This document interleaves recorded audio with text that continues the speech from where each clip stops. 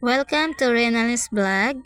And dito po tayo sa Milolo Apps. Sa mga hindi pa po nakakalam, ang Milolo Apps is legit po tayo nakaka-withdraw through Maya.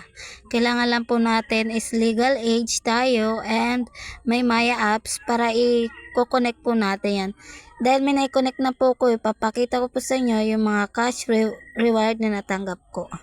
Yung mga white, yan po yung successful na na-withdraw ko.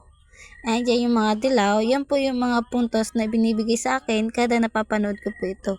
Pero take note po, para mas medyo malaki po yung earning nyo dito sa apps, mag-invite na rin po kayo ng mga friends nyo. And yun lang po.